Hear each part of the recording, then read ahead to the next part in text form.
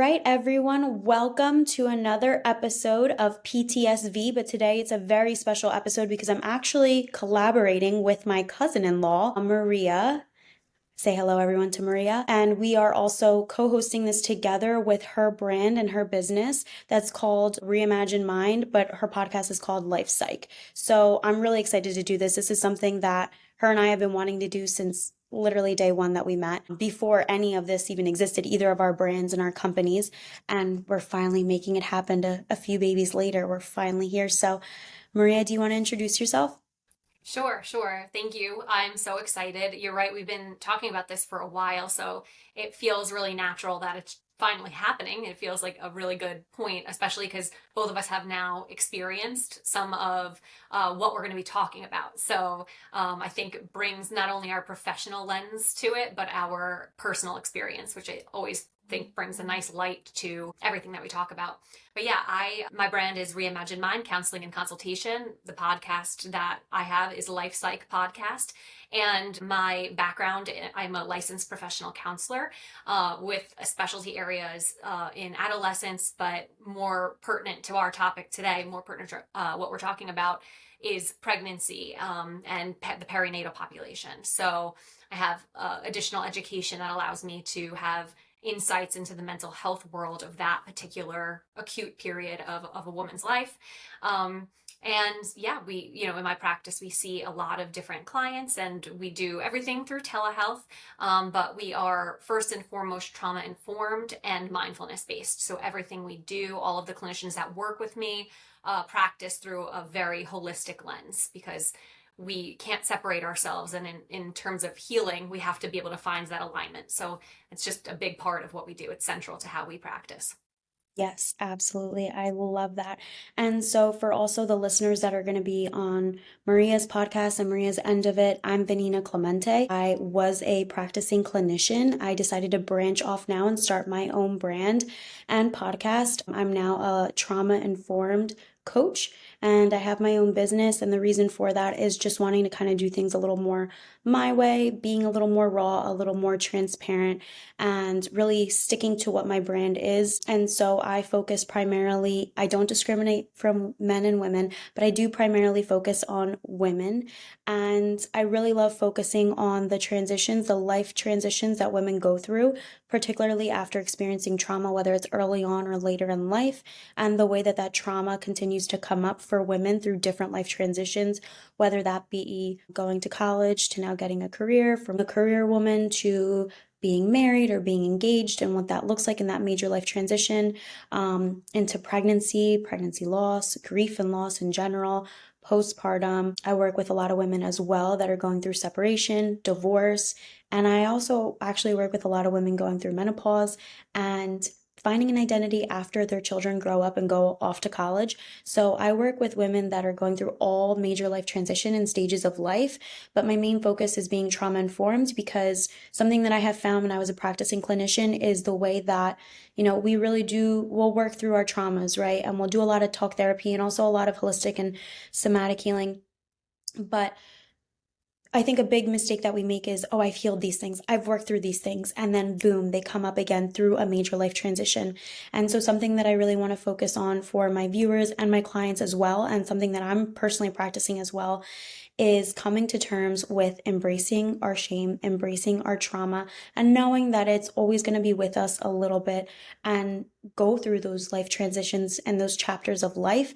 And the more that we're aware of them and we have the tools in place and the resources to utilize, we'll be able to transition much easier, and have a better understanding of ourselves. So that's something that I really love doing and working with women. So I said it before in the beginning of our episode, but I've always said it to Maria, from the moment we met and we've become family, we became friends as well right away because we were both practicing clinicians and we were just like, being a mother is hard, being pregnant is hard, being a wife is hard, and running a business it's all hard. It's all beautiful, but hard. And we're also humans. We're also women. Like, we have our own things, right? And so we started seeing that there was a lot coming up for us. And we would have really raw, transparent talks, like automatically right off the bat. I didn't even know, I was like, here I am, Maria, welcome. And you were very much so the same way. And I think that's what clicked for us, where we were like, if we need to talk about these things and we're professionals, imagine how other women feel. Like they need this. They need this safe space. They need these resources. They need to feel heard and seen and validated. And that's why we're here today. So we are going to focus on really mostly the trauma aspect of it, and then pregnancy, postpartum, and labor. Sorry, I might have said that out of order, but we get what I'm saying. Right, how trauma affects that whole perinatal period. And Yes, yeah, that whole you said parent. you said everything so beautifully. Like I agree entirely. Trauma is not something that just leaves us. We work through it, but that doesn't mean it's gone from us. It lives in us in some way, and embracing it instead of resisting it is often how we come to terms with it just being a part of our history. And it doesn't have to be our whole story, but it's part of our story. Yes. And pushing it away and just making it more of a shadow, it really does strengthen its bad sides. It strengthens the negatives that it has on our Hmm. lives. So I really appreciate the work that you're doing. And those life transitions are often where trauma surfaces for people. And with women in particular, especially through the perinatal period, the not only is it so much like an abundance of change, it's also an abundance of physical and hormonal changes that are going through our bodies. So it's like a full mind body experience, which is why I said earlier the concept of aligning all of those things, aligning the mind, body, and spirit is so critical in accepting our past and moving through to our future. So Yes, really excited for so this. deeply. So, in the work that I do, I am privileged to have um, so many people tell me so many beautiful parts of their lives and so many really difficult parts of their lives, and get really detailed about some of the stuff that people go through. And I feel really honored. For anybody listening out there, if you are one of those people, thank you for allowing me to be part of that space in your life. And I appreciate Vanina today for being vulnerable and opening up, which she's going to do for us, to talk a little bit about her experiences of unfortunate trauma in her past and how they intersect or intersected with her experience of pregnancy or labor and postpartum specifically. Um, I know you just said when we were a little bit offline, you were saying that your trauma really didn't come up for you in your first pregnancy. You had a really wonderful pregnancy, which is so great. I love hearing that. Not everybody has that story, so I'm glad that you had that experience in your first pregnancy. But it sounds like, and you could correct me if I'm wrong, but it sounds like it kind of hit you and maybe took you off guard when you were at labor, in the process of labor. And I'd love if we can start there and you can explain, maybe it's important to explain a little background, but then how did that manifest for you during labor and what made you realize that that was happening for you? Absolutely. So I was sexually abused by my grandfather consistently throughout my childhood. Not really sure when it started, but it started at a really early age. And it ended about, I want to say, I was 9 years old, maybe. So enough damage had been done over the years.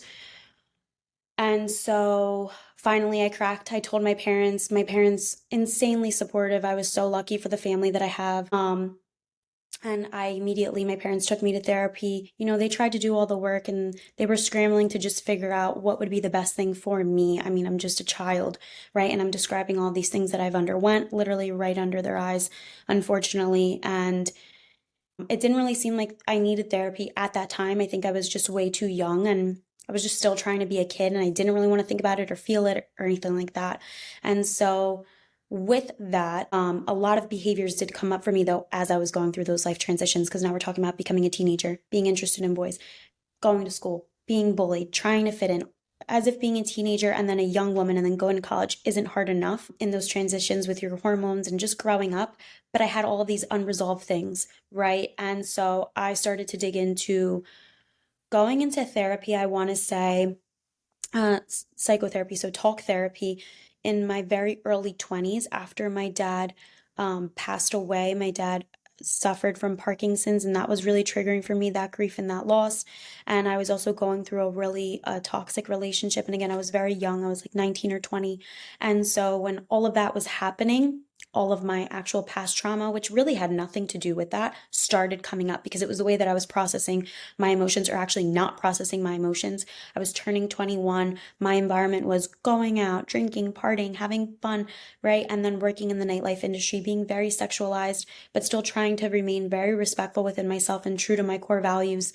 And so it was all getting very tricky for me because, again, all of this unresolved trauma that I had never really processed. So I go through all of this work of going to therapy many, many years, really love therapy. And that's where I started realizing how important processing your emotions, validating them, understanding yourself, understanding why we do the things we do, why we do them, where they're stemming from, what that looks like for us, just learning a lot. And then that's what took me into becoming a therapist and getting my master's and doing all of those things, working under private practice.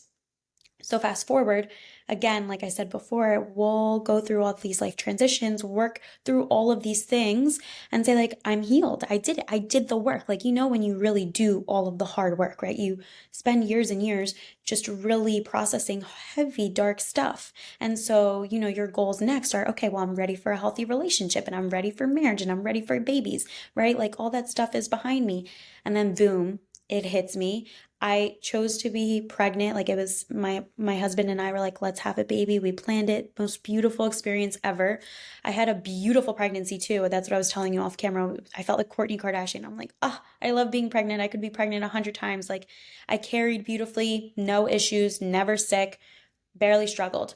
So it was really shocking for me, but more so triggering when I was in the delivery room. I had a really traumatic delivery in the sense that I felt very disconnected from my body. And the second that I felt very disconnected from my body, when previously I did a lot of somatic healing as well, I did a lot of ayahuasca, I did a lot of spirituality, I just did a lot of things that made me feel very confident in who I was as a woman, as about to be a mother, as a wife, as a clinician at the time.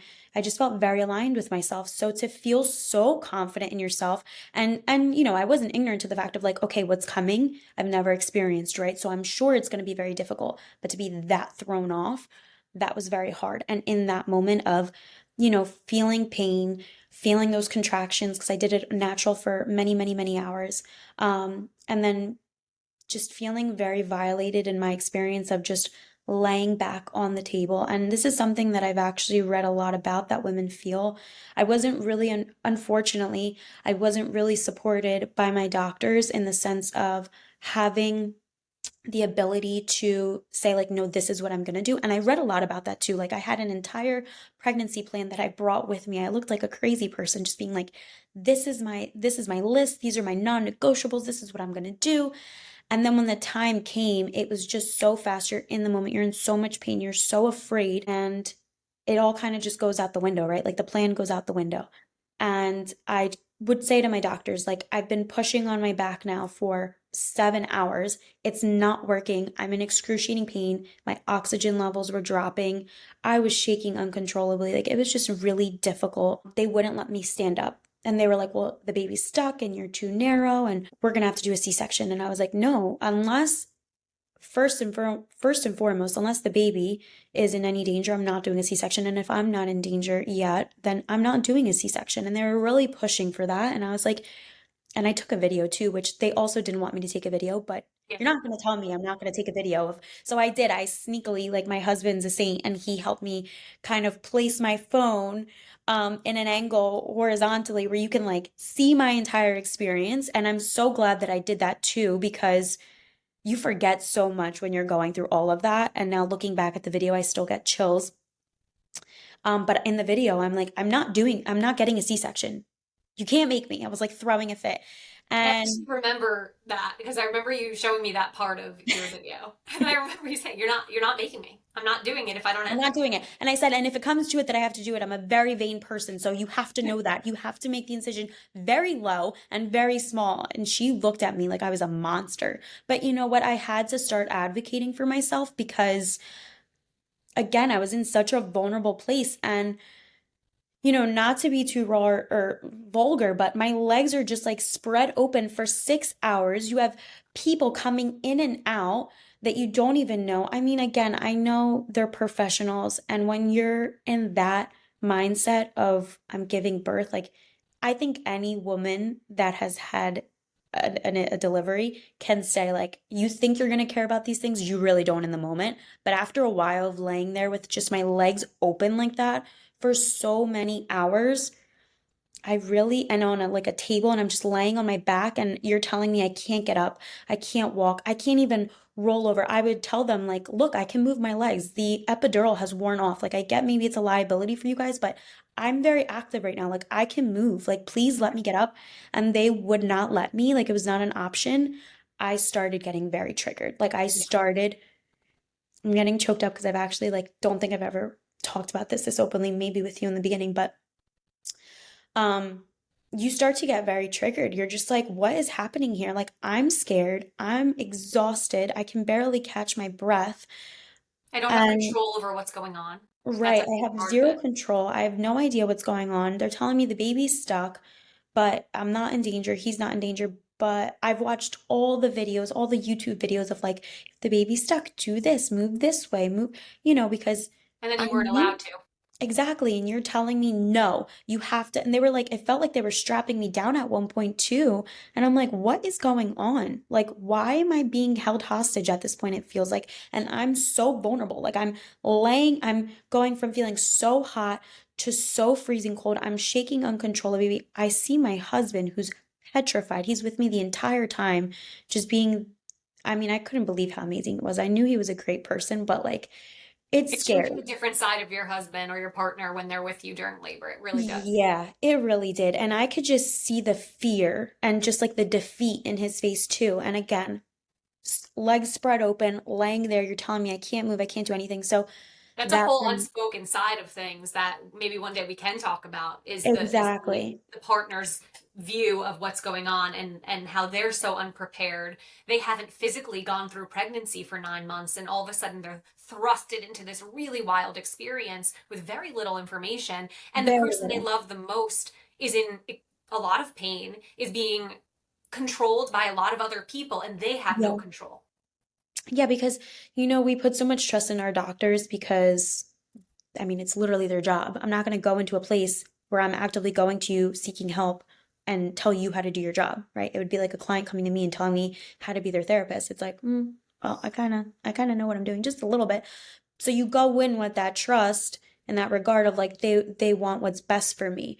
But after a certain amount of time, that doubt starts to creep in, and when you're in such a vulnerable and triggered place, you get really scared, like You very know what? scared. You know what, Vanina? It's that, but it's also that when you're a mother or becoming a mother, there is a true intuition that we have. Every human is born with it, and we all have it. But especially when you're going through something as life changing and miraculous as having a baby, you you have this trust in your providers, of course, and we have trust in the medical system. We have trust in whoever is taking care of us in that moment. We hope we have trust in them, but we also have trust in ourselves. And the problem is that sometimes those things aren't aligning. You had trust in your body and you knew you could move. And you also had this trust in your providers and they were telling you, no, you can't.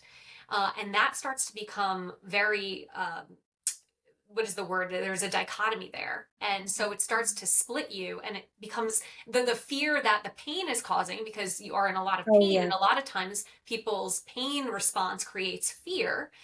You're now inserting more doubt and fear because you're hearing your inner voice, but then you're hearing these other voices externally, and it's a very, very confusing state to be in, especially being vulnerable. If it's okay with you, I'd love to like take it back a little and talk about your experience and pull from things that I've learned, from my experience in the clinical world.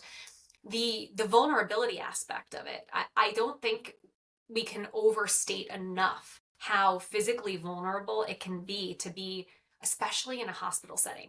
So the work that I do, I also work as I'm a vice president of an organization called the Perinatal Resource Collaborative, and I have the privilege of working with so many types of perinatal providers. So I've learned so much about alternative ways of giving birth, or um, ways that you can still give birth in a hospital, but they're supporting you in a way that maybe creates more space for the woman who's giving Right. birth to have control over the experience. Um, And what we're learning and what the research shows is that unfortunately in the United States, as much as I truly believe the providers have their best interests and our best interests at heart, most of the providers I've met are lovely, like OBGYNs, lovely individuals, and they're really talented at what they do, but they're very one track minded. Yes. And so their goal is baby out regardless, no matter Right. if the mom feels good about it or not. It doesn't really matter. We just need that baby out safely. And that there's a lot of value in that. We want the baby to be safe and we want the mom to be Right. safe. But what the research shows is that the United States isn't as great as some other countries at Hmm. being supportive and allowing the process of pregnancy to not be so medicalized. Yes. We very much medicalized it. So when we're in a hospital setting, which is a very It's medical so setting, medicalized that then it also feels very transactional. yes, And I it's very think cold. that's, yeah, and I think that that's where my triggers started coming in, where I just felt like a thing that was on a Yes. table that was just being pried at, taken at, pulled at, yanked at, stretched at. And I would say, like, I think this is gonna work, or I think I want to do this, and it was no, no, no. And I was just like, and normally, I mean, I think that you know me pretty well at this point, and for people listening that know me well, I'm a very loud spoken person. Like, you're not gonna tell me what to do. But again, I was in such a vulnerable, scared state where I was not myself of, and again, my first time, right? My, because if we talk about my second time, forget about it, completely different experience, right? But it was my first time. And so I'm very afraid of, well, I have to listen to them. Well, I know what my inside and my intuition is telling me, but I'm so afraid and I want this baby out as safely as possible. And I see my husband looking petrified. And maybe what I'm feeling right now doesn't matter. Like, all that matters is that everyone just comes out of this okay. And You just said something really important though, Vanina. I What know I what I heard feel when you said doesn't that, matter. we say that again? What I feel in that moment doesn't Yes. matter, but that's all that kept going through my head Yes. because it felt like it didn't. Because I'm telling you what is going to help me, or I think, right? I'm trying so deeply to tap into whatever I have left that feels natural for me, and you're telling me no. So you're telling me what I'm telling you doesn't matter, and what I'm feeling doesn't matter, and what I'm experiencing in this moment doesn't matter. And that's not to say that my team wasn't lovely to me. They really were, right? Like, I'll never forget um my nurse's name and the way that she treated me. She was lovely, but in the video, see, I feel that. Thank God I have the video. In the video, you could tell they were frustrated with me too. Yeah. And she made certain comments, and it was just like, interesting. Again, in the moment, she made me feel very loved, but they were frustrated that that things weren't going the way that they wanted to. And then after 7 hours of laying on your back and actively pushing for 7 hours, like, I'm not taking breaks. I wasn't in labor. You know how people say, like, oh, I was in labor for 24 hours. No, I was You're in actively. active labor for that long. Yeah, that's a long time to your body can only handle so much physical activity. I mean, and the physical activity it takes to go through So labor I is could tell a lot. they were as lovely as they were being in one sense. I could tell they were getting frustrated with me. And I'm just like, are you guys kidding me right now? Yeah. So then we go to the state of they decided to do, it's not coming to me right now, but what's the thing that they put on the baby's head to pull him out? Oh, like that suction, the vacuum? Yeah, the vacuum. And so they did that for way too long. And afterwards, I've read articles that people, like doctors, have actually ripped the baby's head off of the neck and like have killed babies very recently. Thank God I didn't know that before because I would have never made that let that be an option. But they did that for like about 40 minutes or so, which I don't even think that they're allowed to do that for that long. And thank God my son is okay. But even that, and then my poor husband too, where you say, like, he doesn't know what's going on. It's very traumatizing for him. When he describes my birthing story, tells people, have you ever seen Animal Planet or Discovery Channel when the cattle is being born and they have to use all those things to rip the cattle out? That's what it looked like they were doing to my son and my wife. Yeah. And I'm like, that was your experience? That's what you remember? Like, that's what That's that looked like for scary, you? That's right? awful. Yeah. It's such a there's so much of a wide variety of birth experiences, but if we're bringing it back to the topic of trauma from today for today, something that I found really interesting from your story was kind of like drawing drawing like or threading a needle through everything you've said so far, right? You did a lot of the work. You had this really unfortunate experience when you were younger, and that trauma lives with you, right? Um, you did a lot of work to heal from that, and you felt as you became a woman and you've matured, you felt really good about who you were, as you said, as a clinician, as a wife, as a soon-to-be mother. You felt really good about all of those identities and felt really confident in that person. And you even describe yourself as being, I think you said loudmouthed, or like you speak up for yourself. And I do know that about you, and I value that part of you. Um, but then you said in this experience of labor, the vulnerability and the parallels that it might have brought up for you from your trauma really reverted you back to a different state of who you were. So those confident identities, that confident woman that you had become, and you did all that work, and all of that's really true. Yeah. It's also very true that that little girl was living inside of you, is living inside of you, and she became a much more prominent identity in that moment, because of the very, very vulnerable experience that you had, during your birth, Yeah. during your son's birth. Um, so I think it's important to talk. Are you good for a moment? Yeah. Oh, no, I'm good. Okay, okay. Um, I think it's important to remind people that, we think of memories as like thoughts a lot of the time, like Hmm. visions and thoughts, but memories live in our body, especially traumatic memories. And that's something I work a lot with. And I'm sure you do too, Vanina, when you're working with your clients. When you work with trauma, you can't not work with the body. The body It's it has a the memory whole of thing. its own. And you can be triggered just by a scent or a certain physical touch or lying on your back in a way that felt really unnatural to you. Hmm. Um, and I'm so sorry that that was how you felt during that experience.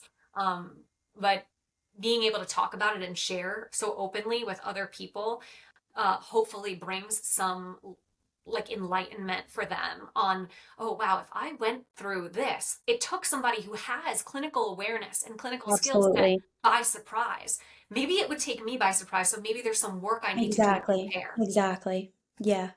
And FYI, again, you go into this because I was aware of that too. I was aware of don't fool yourself. You're not God. You're not that special. Like, I know you think you've healed all these things, and I'm sure that you have because I talk to myself a lot like that. Like, I literally talk to myself in the mirror and look at myself, and I was like, you're still a human and you've still gone through a lot of shit, and you're going to continue to go through a lot. So don't be surprised if in that moment things come up for you. Like, I kind of was already expecting it a little bit. And that's why I created a plan. And that's why I talked to my doctors about the ways that I wanted things. And that's why I talk. So I It think still that gave you even whiplash, but it still gave you whiplash. it's still like even doing that was not enough. And I think that that is truly what made me question my entire identity. Like all the work that I have done, had done, it felt like just fell apart. Did it Like I mean know anything? nothing. Did I actually heal? Did I actually do I any know of that nothing. work properly?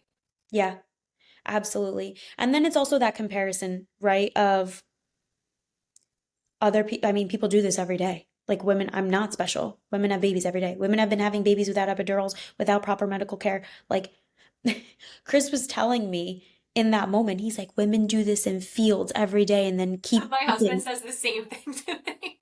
The same thing. And and you would think that's infuriating, but for me it was a little empowering because I love I say it to my clients sometimes, particular clients that I know that can handle it. But for me, I really do say, you're not that special. Yeah. And it's not an insult. It's No, no, there's it's nothing that people we're can do going to this. go People through. do this. There's nothing that we're ever going to go through in this lifetime that people haven't gone through already tenfold. You're not that special. And I said that to myself so many times to reinforce that strength in me of if someone can do it, you can too. Right. Because you're not special, but they're not any better than you either. Like you have this. You can do this. This is doable no matter how hard. And so as much as I tried to prepare myself and I had all these plans in place and I talked myself up and I have this clinical experience to back me up and knowledge went to shit, literally went to shit. And I think that hindsight looking 20 now, obviously not in that moment, but I want to say like a good year later, that's where it hit me. like I'm not fully healed. And I don't think I ever will be, because what does that even mean? Like, It's a good question. It's what a does that really good even mean? question. You don't just get over things forever. They don't just go away. It's like trying to erase your story. It's just how it affects you differently, right? I Exactly. like to tell people with trauma that trauma is something that can either become something that defeated you or and defines you, or it could become something that empowers you. So it would become a trauma narrative or an empowerment narrative. But even with having it as an empowerment narrative, if you do the work that I'm sure what you talked about, how you did the work, even if you come to that other side of trauma and penetrate through the shame of what happened for you, you still have moments in life that make you falter and make you question and bring back memories, whether they're physical or mental memories, that really make you, because we're human, and so it's constantly regaining that faith in yourself. I think that's what I've been learning on my journey too. It's constantly reinforcing that faith in the strength that you have, because sometimes that inner voice is not as good to yourself as you want it to be, and it makes you not believe in yourself, and so you have to Absolutely. almost fight every day to create that Hmm. balance and to create that faith in yourself.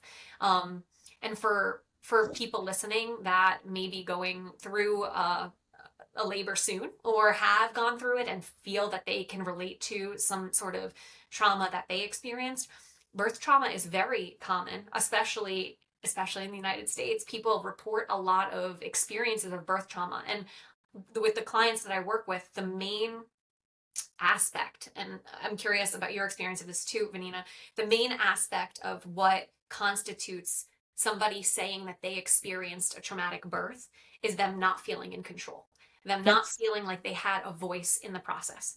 And so when I'm working with women who are pregnant, that is a big part of what we do, is how do you find that voice before you go Right. into that labor and delivery room.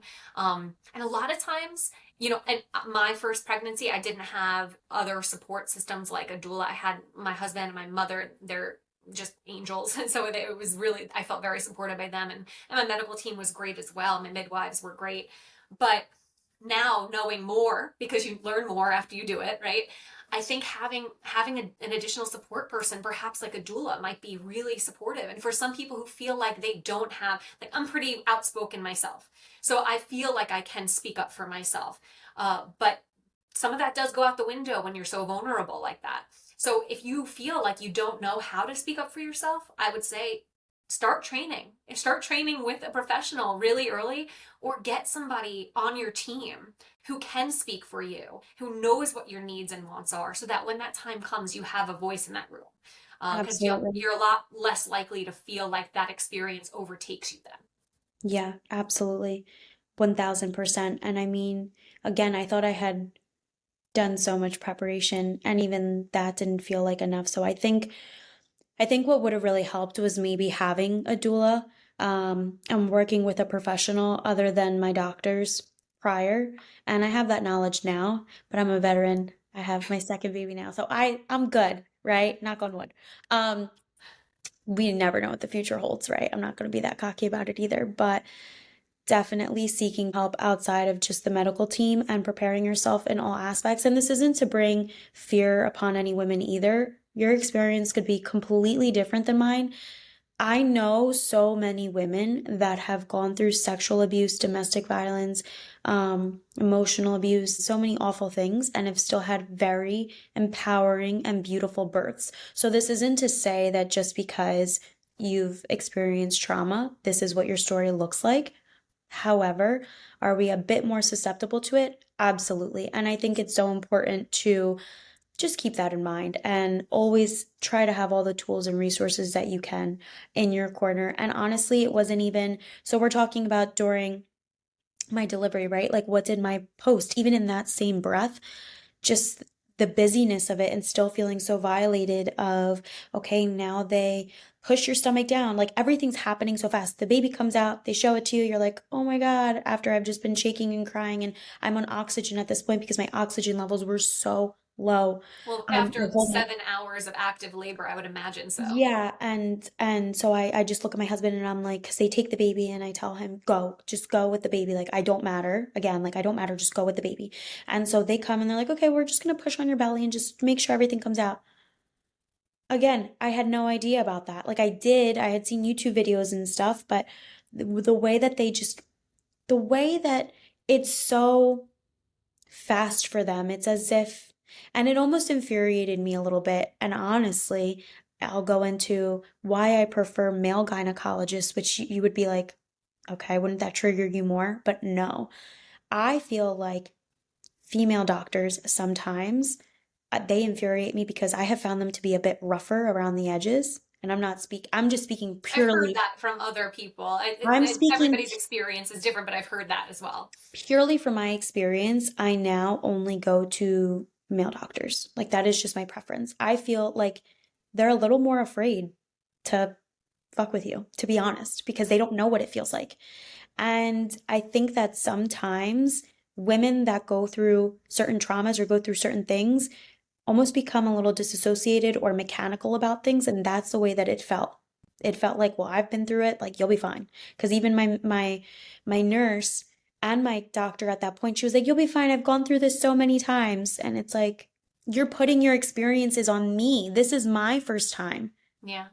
And so I Yeah. remember them pushing down on my stomach to push out the rest, like the placenta and everything like that. The pain you The feel, pain. and it happens so fast, and they're just like, okay, keep laying there. And now they're stitching me up, and I had to get a lot of stitches. And the pain that you're feeling from that, it's just so many different um, elements of pain Yeah. that you're not used to.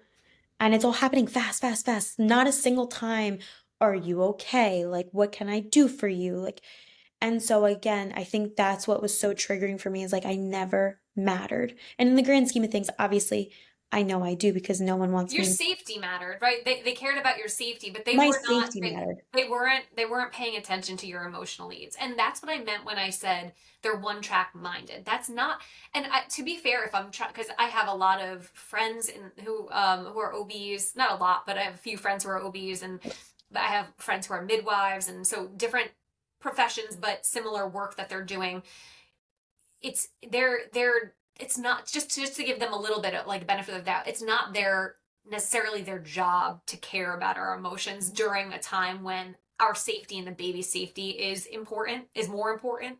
um, but I think that there's room for growth in the field. And 1000%. I mean, I had spent so much money too, because everything there is about money as well. So it's like, do you want, first time parent again, my husband signs up for anything right away. He just signs away and he's just like, yeah, they want to the blood cord or the blood bank or something like that about the placenta, how they'll save it and all that stuff. And it was like $3,000. They did everything so fast that they ruined that for us as well. And it was just like I just laid here for 7 hours. That was okay for you. But now as everything's happening, like there's no room to just like slow down and just do slow the things. process. Yeah. Exactly. There's Like, different because experience. I'm fine. I understand. Like, we all Yeah. know I'm safe at this point. The baby is safe. Everything went fine. But you guys are still working like machines. And I'm still just laying here with my legs spread open and I'm barely breathing. Like, my oxygen is still so low and like no one gives a shit. And I'm still shaking uncontrollably, just so scared. And it was just a lot. It was a lot. And I think that So that really set the tone for my healing, for the postpartum.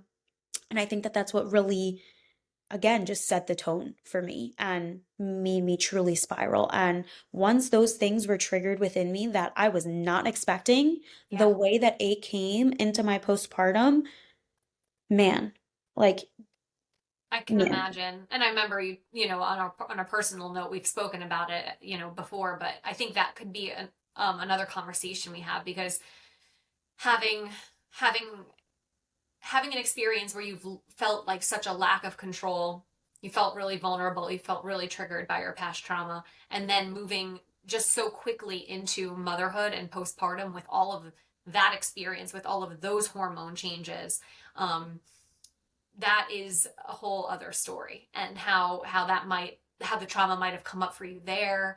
And how just postpartum can be such a dark time when it's, on Instagram and on, TV.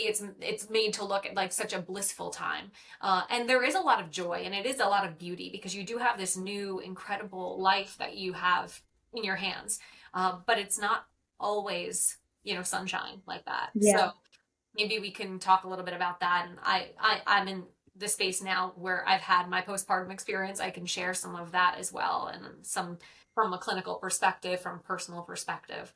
Yeah, Um, absolutely. So, I mean, I just remember again, everything was so fast. So, um, my husband's an angel. However, we know how men can be in a hospital setting, like the one time they have to sleep on a couch, right? There's like so many memes about this. Um, so he was ready to get out. Like, okay, my wife is fine, not fine, but my wife is fine and safe, and baby's here, everything's great. Let's go home. Can we go home? And I had just had the baby in those 24 hours. And they're like, well, we still have to take care of things and make sure they're, and I was very much so rushed out of the hospital. And so I go home, I have all of these stitches.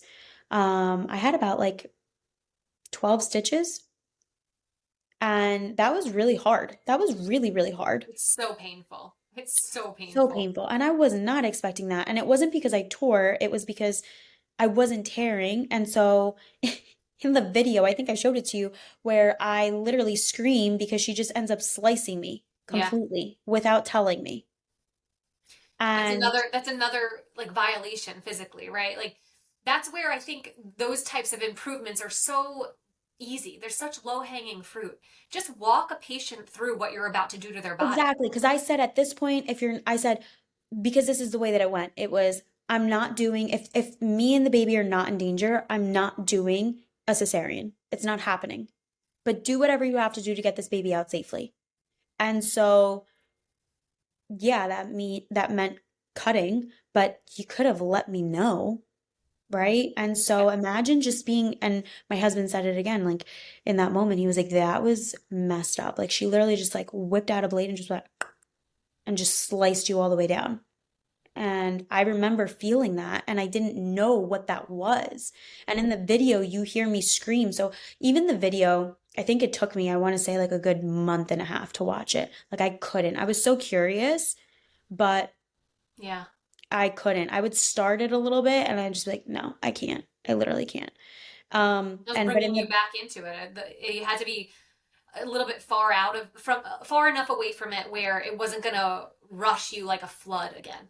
yeah, and it did right away, but I was in a place where I was like, I can do this, and I would stop it, and I was just more so curious, like nosy of my experience, because again, like you black out so much and you're so exhausted once you come home with a baby, and like you're not even remembering how bad that experience was at that point. Like you're just trying to survive now, right? So I was curious, and I go back and I listen to that scream, and that scream, like that noise that I made when she cut me without telling me, lives rent free in my head. Like I still remember that because I was like, oh my God, that's when she did it. And that's what that was. And that was so painful. And like, you could have let me know you were going to do that. Yeah. So just little things like that. But going home, being rushed home with a new baby, having all these stitches, I was really excited to breastfeed, for example. And so another thing that caught me really off guard and was really triggering for me, I think that because the tone was already set for me in my experience in the hospital of I didn't matter and I was just this thing that was open and I just had to get my baby out. I got resentful. I felt very resentful. I felt very mistreated. Again, nothing particular to my doctors, but just the experience. And so I started to get very resentful. And I remember breastfeeding was tricky. And it's all I remember it's all I wanted to do. And I started to Another feel thing this, they don't prepare you for well enough, though. Just yeah. because it's a natural experience doesn't mean it comes so naturally. Yes. And so it wasn't coming naturally. And then I felt disgusted by it. It wasn't triggering in the sense that I had my son on my breast. It felt like I was just a machine, like I didn't matter. That's a common theme in just this conversation, that you were triggered by, which I think would trigger anybody if they experience what you experience, where your feelings, your thoughts, your body, it doesn't matter. It's just there to be used or to be poked or prodded at. And that can be just so triggering for somebody who experienced what you did. Yeah. And so I was producing milk, but not enough. And I had so much postpartum depression and anxiety. I wasn't sleeping at all, even when the baby was sleeping. And I had an You amazing can't support make milk system. if you're not sleeping. You can't make milk if you're not eating. I was not eating at all. I was in so much pain. I was so sleep deprived because of my anxiety. I've never, ever, ever, ever been an anxiety ridden person, ever. Anxiety, don't know what that is. Now that I'm a mom, I'm Now a you little know. bit older, I know what anxiety is. I have it all the time. But prior to that, that was a very new experience for me as well. It's a scary N- experience for people who've never had that full No. body anxious moment. No, and I felt anxious every waking moment and I wasn't sleeping and it was, oh my God, the baby's gonna die. The baby's gonna stop breathing. It has to be like this. He has to be like that. And I remember my mom, she stayed with us for months living with us. And she would say, Vanina, let me take the baby, go to sleep. There's nothing that I can't do. Go rest. I couldn't. I couldn't. It was so awful. So I was running on zero sleep. So I started feeling like I was going a little manic. I really did. And Sleep deprivation can not only change a person, it could cause psychosis. I mean, sleep deprivation is no joke when it gets to that level. And so then my husband was really pushing because he had no idea what I was going through. I mean, you could tell, but again, now we're back in the real world. He has to go back to work. Like he runs his own company, so it's not like he got paid time off. Like we got home, I have a support system, I have help. Like he's going back to work, right? And so um he's like, you just got to breastfeed. Like look at all the milk that you're producing. And I would lie. Like I remember I would lie because I did have formula as well. And I would say like, oh yeah, I fed him today, and I wasn't. So again, it was like I felt now that was very triggering for me as well. And I remember it bringing me to a place of like me lying to my parents about my abuse that was happening, and just pretending I'm breastfeeding my baby and I'm such a good mom and this And comes so everything's just natural fine. and I'm fine. And I'm going back to work now as a therapist, like 4 weeks postpartum, and I'm not breastfeeding. I hate it. It feels awful. Every time I'm doing it, I'm like crying hysterically. It hurts. I feel so violated. Yeah. My baby's not reacting well to it. I'm producing less and less because I'm not sleeping. I'm not eating. I have no appetite. I'm so anxious. And then I have to hop on Zoom calls and be a therapist. And I was seeing, I think like 8, 9 clients a day. I was just so unwell, So just tapped out. so unwell, so tapped out, and so triggered. And Yeah. the imposter syndrome that came in of being a therapist, But being so being, unwell. but being so unwell, I was like, I have no idea who I am. What just happened? I have no idea why I'm feeling all these things, why all these memories are coming up for me, all of these triggers. Why do I hate this so much? I hate being a mom. I hate my body. I all of the things that I worked through so much, especially when I did ayahuasca, which was really coming back into myself and feeling safe into my body and my skin, um, was gone. And I was so angry about that because if you don't mind me sharing, when I went to do ayahuasca, it was for me to better understand the way that my sexual trauma was trapped in my body. And so as soon as I got there, my shaman saw me, sat with me, held my hands, and he said, "You have susto." And I said, "What's that?" I mean, in Spanish, it means you're scared. But I said, "What is that? Like, what does that mean to you?" And he said, "I can tell that you have gone through such physical trauma that your soul is Doesn't not in feel your safe. body. Yeah. Your soul's hanging over you like this cloud, and it doesn't want to leave you because it knows that you're a good person and you have the capacity to be safe again. But because you haven't healed the physical trauma that's trapped in your body, your soul's not willing to come back to you right now." And I remember going through my ayahuasca journey and feeling so much hatred in my body and then being able to release it and doing so much work, like so much beautiful work that felt like it could never be touched, like it could that could never be undone. Oh, So I just remember feeling like all of that work that I had done just be completely dismantled in this experience. And I think that's why it's so important in our postpartum experience and even in our labor and delivery to really be as well prepared as possible and know like the unexpected might happen and that's okay, but it doesn't define you as a person and all of the work that you have done, and you can come back to yourself. It's not even coming back to yourself, it's growing into a new version of yourself and stepping into that new chapter in your life. So that's my story. We have gone a little bit over time. I know you have to go, Maria, but this has been such a wonderful episode. And I'm super excited for us to do part two and share more about your journey and your experience in postpartum. And also, if you want to share a little bit what our next episode is going to touch up on, so our listeners have something to grab Yeah, onto. absolutely, absolutely. Yeah, first and foremost, thank you so much for sharing what you did today. And I'd love to also at some point hop back into a conversation about postpartum and mental health and what that looks like. And maybe you could share more of your experience with that, Vanina, because I mean, I could share, like I said, from my perspective as well, but I know that what you have to share is also really valuable. But thank you so much for being so vulnerable today. But yes, next time we'll be talking a little bit more about pregnancy loss, and I can go through some of my experience with that and how that can be very triggering in both subsequent pregnancies and in your postpartum. And yeah, a lot of people experience it. It's very common, just as trauma is very common, and a lot of people experience it. And it manifests in a number of different ways, but we're all human, and so it manifests in our body a lot of the times. And we can heal from it, as Vanine was saying. You could grow through it, and kind of form this new version of yourself that incorporates all that history, because we don't want to just push it away, but doesn't define your future. So I'm really Absolutely. excited to continue talking about that. Yes. Well, thank you so much for giving me this platform, Maria. And I'm really excited to do part two and hopefully more episodes in the future where we can combine both of our brands and our podcasts and just continue to connect with women and educate women and be that safe space for everyone. Sounds great. Love it. All I'll talk right. to you soon. Thank you so much. Bye. Bye.